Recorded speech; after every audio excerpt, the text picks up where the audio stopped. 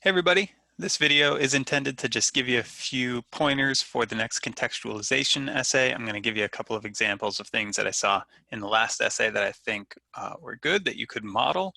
But big picture, the thing I want you to remember is that the purpose of this essay is not to show me that you know how to follow the basic conventions of a classroom essay, the sort of introduction, 3 paragraphs, and then conclusion approach. And frankly, the purpose is not to emphasize your thesis or your argument. That's obviously important, and you get to that at the end of the assignment when you give me the supporting argument or the contradictory argument.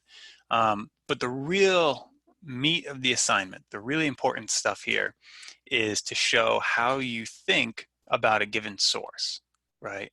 So that's why focusing on the 4 sources you choose is something I emphasize in the assignment description, and that's really what I want you to show me that you can do, right? This is what historians do. We go into an archive or we go out somewhere and we find primary sources and we ask a series of questions of those primary sources that help us make sense of the context of the past, right? And that's what we're trying to do with this assignment. Some of the questions that we can ask that are sort of base level questions we should ask of every source we encounter. Where and when was it written? What can you reasonably hypothesize about that time and place? And I've seen a lot of people doing this on the forum, and it's fantastic, right? You see a letter written from a mother to Jefferson Davis asking for her son to be relieved of duty in the military, in the Confederate military, and I've seen a bunch of people say, okay, what does this suggest about her class? Where is she writing from? What's going on in that place? How many enslaved people would have lived in that community? How important is it for a white man to stay home in a community where the enslaved population is whatever percent, right? Those are the kinds of questions that you want to follow up on, rather than just saying, oh, this source is a woman asking for relief from the military, so I don't know what that means. It means that she wanted her son to have relief from the military and nothing else, right? So we're looking for what's the bigger social, cultural, economic significance of a given source. And we can begin to answer that if we say when and where was this written and what can we guess about that time and place. What may have motivated the author? Is the author a general? Is the author a poor white in the North Carolina mountains who hates the war? Is the author a formerly enslaved person, right? What are the reasonable motivations we can ascribe to that person? Where was it published? Why is that significant? Is the primary source a diary entry, or is the primary source a speech from a political figure? Was it published in a newspaper?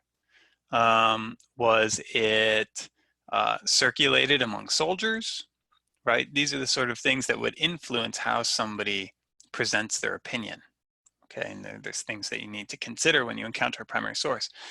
And then this very broad question that's my favorite question to ask of any primary source. What does its existence prove to you, right? The very fact that this thing exists must suggest something, right? So what is that? And this can go in lots of different directions, and it requires you to sort of think creatively and try to use your imagination, actually. And that's where history becomes a sort of imaginative discipline. Right? We looked in the first essay at a lot of pro-slavery propaganda from George Fitzhugh and J.D.B. Du Bois and all of these figures. The very existence of pro-slavery propaganda suggests there's something needs to be propagandized. People need to be convinced, right? So that tells us something about the context. George Fitzhugh would not write pro-slavery propaganda if everybody was just on the same page, if he didn't feel it was necessary to defend slavery, if he didn't feel it was necessary to whip up support of slavery, for slavery among slaveholders, right?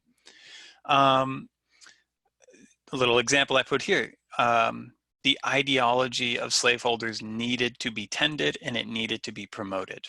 It wasn't just natural. It couldn't be taken for granted, which would suggest to me and this is one possible conclusion, that the Civil War wasn't inevitable because all of these people need to make such great efforts to inflame the tensions on both sides. It's actually humans making these decisions causing this to happen. So that's one way to think about those sources. And then just at the end of every section where you talk about a source, please remember, just connect it back to the prompt that you're responding to. Okay, don't lose sight of the prompt. I saw this a few times in the first contextualization essays.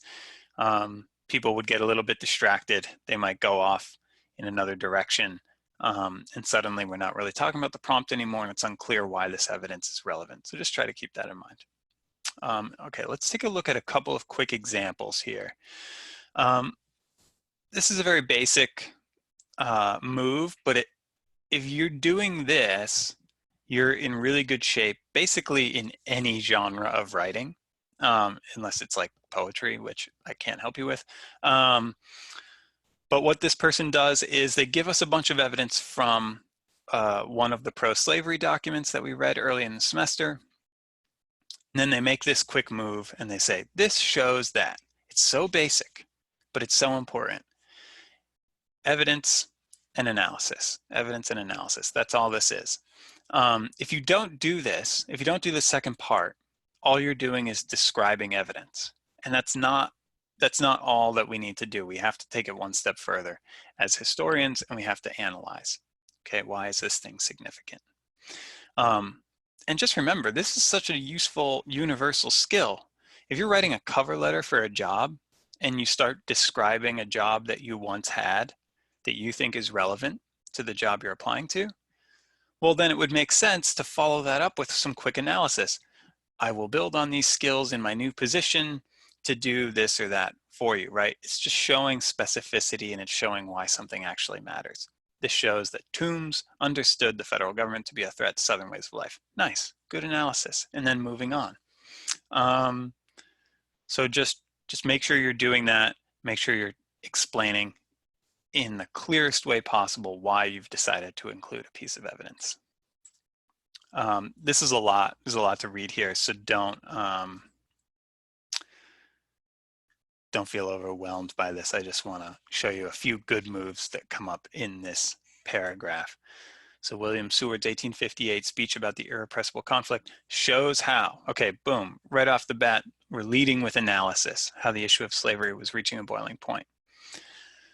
There's a very basic and important move that this person makes right here. They say Seward gave this speech in Rochester, New York in 1858, only a few years before the Civil War. Time and place, so important. Don't overlook it. It's so simple. Do your best whenever possible to bring that into your analysis of the source. Motivation and significance. Who was William Seward? Oh, he was at the time a United States Senator. That's very significant detail. He's likely giving this speech. Why? Well, he's talking to his constituents and he needs to convince them that this is actually a really significant issue. Okay, so suddenly we know who's giving the speech, where they're giving the speech, to whom he's giving the speech, and what his motivations are going into it. Okay, that's really baseline analysis, but when you do that, you're going to see the kind of depth and the complexity of the document start to appear.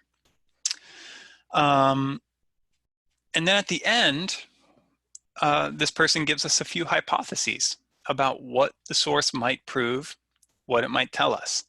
And look, this might not necessarily be the only way to interpret this document. There's probably many ways to interpret the Seward speech, but that's okay. That's always the case with history. That's what we do in history, is we just argue with each other.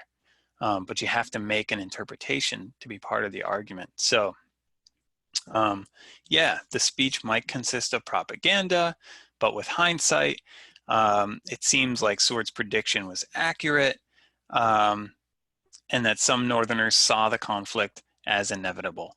And if they see the conflict as inevitable, perhaps we need to take their word for it, and it was inevitable, right?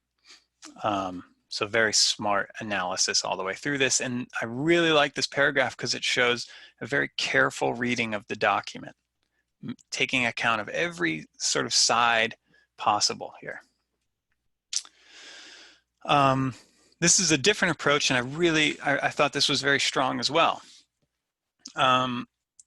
This is the Wilbur-Fisk document. Okay, so we have a soldier, and he uses, look at some of the language this person draws attention to. The language in his writing only solidifies how different each side felt towards one another. He uses words like enemy and rebels. Right? Don't take for granted word choice. It's very significant if someone decides to call someone else an enemy, right? So emphasize these things, pay close attention to word choice. And then both sides far too different from one another were unable to coexist. So not only has this person said Wilbur Fisk used the words enemy and rebels, this person has then followed that up with analysis for significance, right? This matters because, or this shows that. Both sides were unable to coexist. So nice moves. So you've got a few different prompts for this essay. You've got a couple of choices to make or to choose from.